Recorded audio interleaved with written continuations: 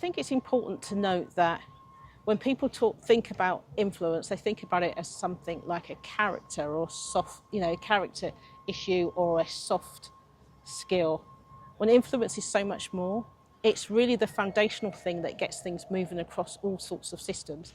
So influence, I see, is also as a system. So you can't be a leader if you don't know how to influence. Your strategy is not going to work if you don't know how to influence. And I think we need to stop thinking about influence as a soft skill and see it as the strategic lens that it actually is. Welcome back. I'd like to introduce you to Judith Germain, and she's going to be talking about how business owners can stop their high-impact leaders from leaving the company. But before we get started, Judith, could you give just an introduction to your background, please? Yeah. Okay. What we do is we help businesses navigate complexity and to drive impact, whether that is finding the right client because they understand exactly what you do and that you're attracting them in the right way, or whether you're running a larger organisation and it's all about the culture and the leadership. We take influence, make sure that you can have it aligned and it actually gives you the impact you're looking for. So why do high-impact leaders leave businesses? I think that's a really, really good question. I think they leave it because they become the hard-working expert. And when you're the hard-working expert, you have low ability to influence, but you have that high effective impact and you become that catalyst. So what really happens with these hard-working experts is that they do all the work, but they're not visible. So quite often they get disengaged because they're never asked to do the strategy, they're never asked to move forward. So they're working really hard and they're not getting anywhere. So they get disengaged really, really easy. I think another problem that we have with these high impact leaders is that they become seen as a safe pair of hands. And the problem with that is you become so good that nobody wants to actually promote you. In fact, you end up training the person that's come in because they say you're too good for your role. Also, I think what can happen as well is that their own ideas end up getting stolen. They get concerned that their career isn't going anywhere. And especially now, they can look outside and see that they can set up their own business. They can actually work with somebody who's going to take them seriously in what they're doing. So why are leaders being ignored? Yes. I think a lot of people who are in this category of a hard-working expert feel that if they work hard enough, people are just going to recognise that they're doing the work. They don't realise that they need to have influence, they need to show influence. So for me, I see influence comes under four main drivers. Capability is one, decisiveness, power and impact. And what happens with these individuals, the reason they get ignored is because they don't look at all four of these drivers, they only focus on one. And when they do that, it's so easy to ignore what they're doing because they're not demonstrating, they're not using their power bases to demonstrate the stuff, they're not being visible enough in their impact.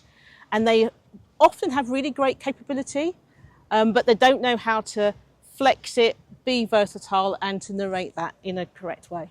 So can you give some examples of how companies have solved this problem of impact leaders leaving the business? Yeah. So one way to solve it is to actually pay attention to the individuals and what they're doing. When you see someone who's working hard, you need to start to think about what is it next for them. We've reached a point in organisations where we spend the time thinking this is what we can get from people, but not what are we giving people to land. So for example, I worked with somebody who was this hard-working expert. In fact, they had a huge budget, millions of pounds worth of budget, and they were well known as the expert. But what happened is they weren't able to fit into the strategy. They weren't able to influence their peers and the people more senior to them. And they got fed up and they ended up leaving, costing the organisations thousands and thousands of pounds of money because they didn't really spend the time to nurture that individual and to show that they matter. They got so comfortable with this hard-working expert that they didn't think about the next step for that expert. So would you like to talk about your approach to helping clients? Yeah, for those that have this particular issue, one of the first things I like to do is to help them diagnose that. So I have something called the Influence Blueprint, which actually tracks where you are across all those 4 drivers and all the elements within that.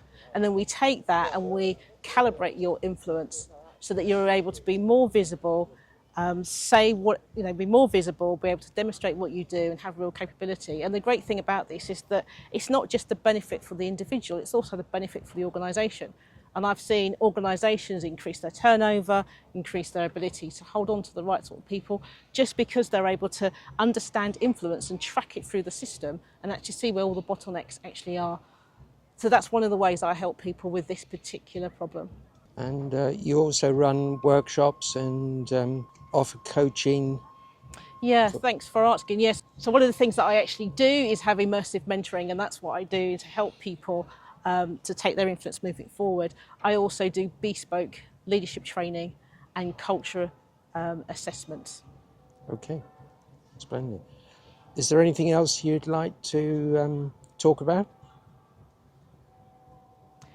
I think it's important to note that when people think about influence, they think about it as something like a character or soft, a character issue or a soft skill. When influence is so much more, it's really the foundational thing that gets things moving across all sorts of systems. So influence, I see, is also as a system. So how, you can't be a leader if you don't know how to influence. Your strategy is not going to work if you don't know how to influence. And I think we need to stop thinking about influence as a soft skill and see it as the strategic lens that it actually is. Okay, I'd like to thank you, Judith, for agreeing to do this talk today. If people watching want to get in touch with you, what's the best way?